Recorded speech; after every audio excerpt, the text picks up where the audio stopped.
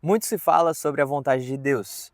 Quando algum ente querido nosso morre, alguém pode chegar aos nossos ouvidos e dizer: fique tranquilo, entenda que essa era a vontade de Deus para esse momento. Muitas vezes, quando nós perdemos alguma oportunidade boa na nossa vida, nós mesmos ou alguém pode trazer a notícia de que essa talvez seria a vontade de Deus.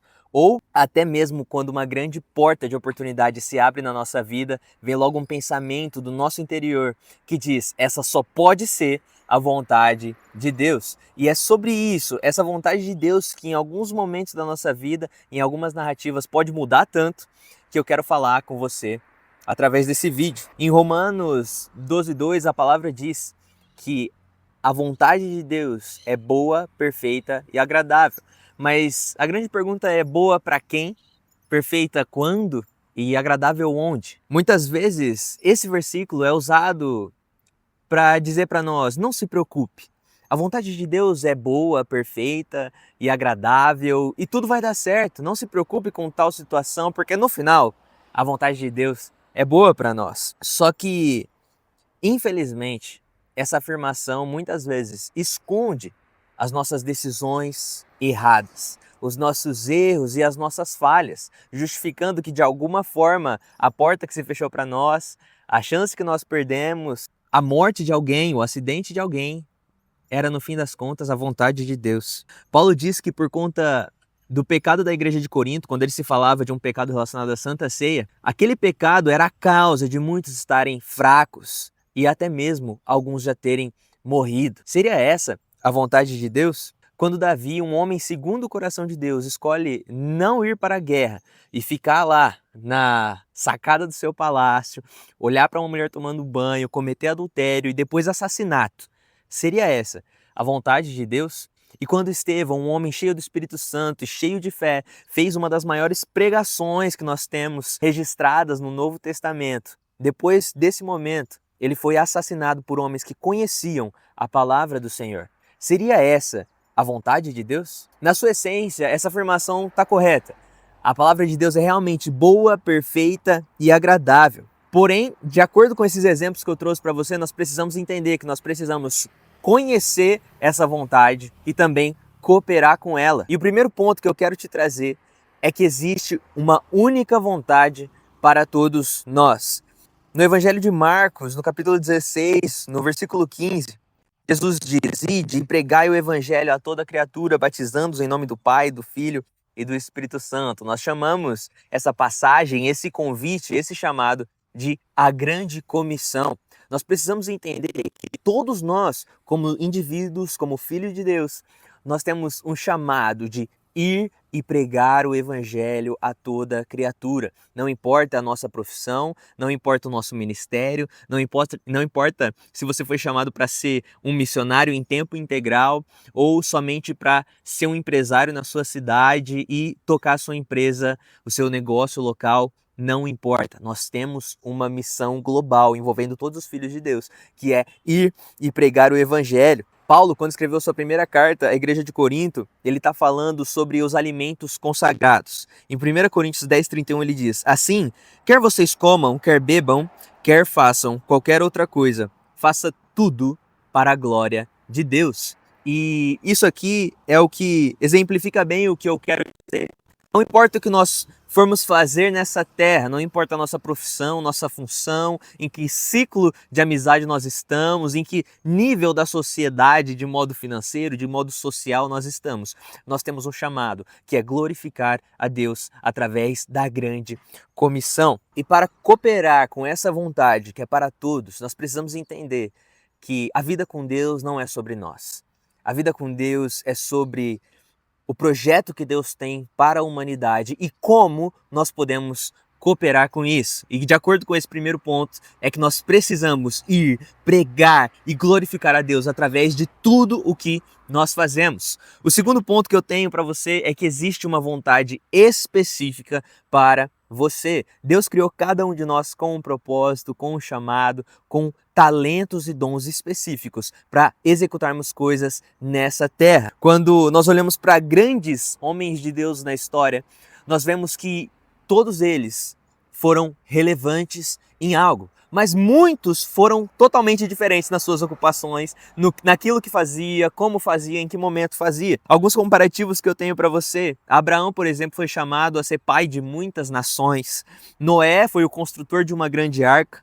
Moisés foi um profeta e libertador. Davi já foi um rei e conquistador. Neemias foi um governante e reconstrutor. Pedro foi um pilar da igreja primitiva e Paulo foi um apóstolo perseguido. O que eu quero te trazer é que esses poucos exemplos que eu trouxe para você já traz uma diferença gigantesca de ocupação, de chamado, de ministério, de profissão, de ciclo social, e você precisa entender isso.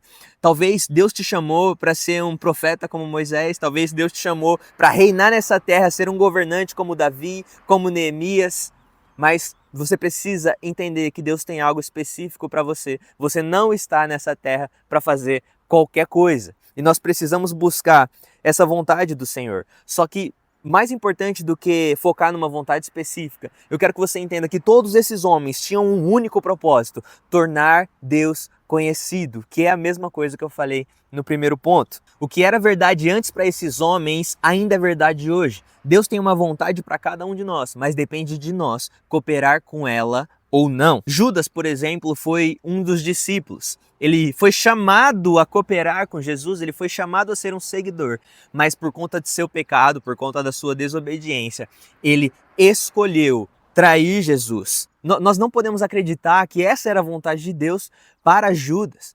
Nós temos sim que acreditar e confiar que Deus tem um plano bom e perfeito para cada um de nós e que a vontade dele é que nós estejamos alinhados com ele. E isso nos leva para o terceiro ponto, que é como conhecer e cooperar a vontade de Deus para nós. Salmo 119, 105 diz: a tua palavra é lâmpada que ilumina os meus passos. E eu acho esse versículo muito interessante, porque a palavra se intitula como uma lâmpada. E para trazer um comparativo para você, ele diz lâmpada. Ele não diz um grande farol, ele não diz uma luminária com a potência de acender uma cidade, uma lâmpada de um estádio de futebol. Ele diz uma lamparina, aquela que se usava antigamente para iluminar um pouco somente a sua frente. Através disso, eu quero te dizer que a caminhada com Deus não é uma caminhada cega. Você não precisa viver como se você não soubesse de nada sobre a vontade de Deus para você. Mas eu quero te dizer que a palavra te revela, e revela para mim também, que ela é como uma lamparina. Ela ilumina o nosso próximo passo. E a partir do momento que Deus nos mostra qual é o próximo passo a seguir, eu acredito que você já sabe o que você tem que fazer, e é dar o próximo passo. A partir do momento que nós damos o próximo passo, Deus revela mais um, e revela mais um, e revela mais um. E a partir desse momento a gente consegue ver a vontade de Deus se desdobrando nas nossas vidas, através dos nossos dons, dos nossos talentos. Eu, por exemplo, tive a minha vida totalmente transformada nos últimos 2 anos. E eu confesso que no meio desse processo eu sentia como se eu fosse explodir, como se eu fosse ser despedaçado por Deus. Tamanha foi a restauração que Ele fez em mim e tamanha a dor que esse processo gerou. Mas hoje, depois desses 2 anos em que eu tive essa transformação, eu consigo ver a vontade de Deus em cada um dos processos. E eu também consigo ver os meus erros e como eu atrasei esse processo. Em Filipenses 2,13, Paulo diz: pois é Deus quem efetua em vocês tanto o querer quanto o realizar de acordo com a boa vontade dele. E eu queria te dizer que uma boa ferramenta para descobrir a vontade de Deus para você é entender quais são os seus desejos. E eu não estou dizendo dos desejos pecaminosos. Esse nós sabemos que nós temos que matar, que nós temos que enterrar. Mas Deus nos deu desejos bons, desejos pela arte, desejos por proteger os indefesos, desejos por ajudar em causas sociais, desejo por pregar a palavra do Senhor, desejo por cantar. E você precisa entender que Deus colocou certas coisas dentro de você, desejos, dons, talentos, que te guiam para a vontade que Ele tem para você. Não anula os processos que você precisa viver para que essa vontade se concretize. Deus revelou para José, através de um sonho, que os irmãos e o pai dele se dobraria a ele e ele seria o maior daquela casa. Só que esse sonho só foi se concretizar exatamente depois de 20 anos que ele sonhou com isso. Davi teve uma promessa e uma vontade de Deus revelada a ele muito parecida.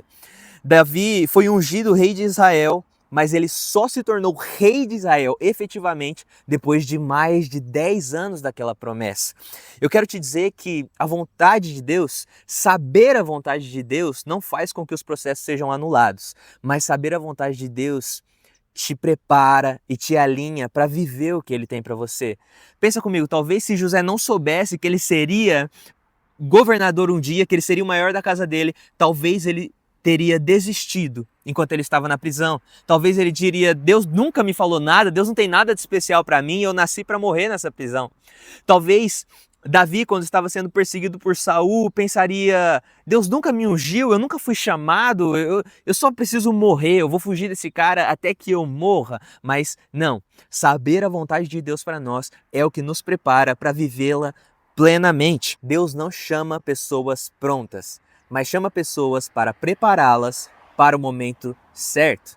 E eu sei que esse tópico da vontade de Deus é um tópico muito complexo. Muitas vezes nós tentamos entender se o que acontece no Brasil é vontade de Deus ou não, se o que acontece no mundo é realmente a vontade de Deus ou é só a corrupção humana na sua essência, estragando o projeto que Deus tinha para a humanidade.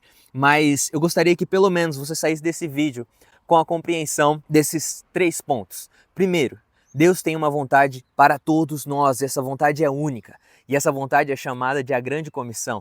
A vontade que ele tem é que nós andemos por esse mundo, que a gente fale da vontade dele, que a gente fale do evangelho, fale da salvação que existe em Jesus Cristo e leve todos que nós pudermos ao arrependimento em Jesus. Grave também que Deus tem uma vontade específica para você, que você não precisa viver como se fosse um barco à deriva no oceano, onde qualquer onda te leva para qualquer lugar e se você não estiver pecando, está tudo bem, você está na vontade de Deus. Eu quero te dizer que Deus sonhou com coisas para você. Deus colocou desejos no seu coração, Deus colocou talentos dentro de você que podem e devem ser usados para executar essa vontade.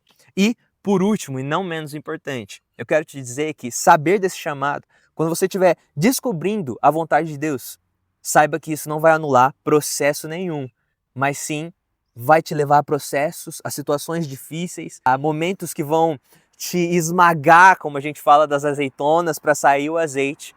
E isso vai te preparar para o momento certo, para o local certo em que Deus quer que você atue como filho dele. Que Deus te abençoe e esse vídeo possa te ajudar a, de alguma forma, caminhar de forma mais intencional e centralizado na vontade do Senhor para a sua vida.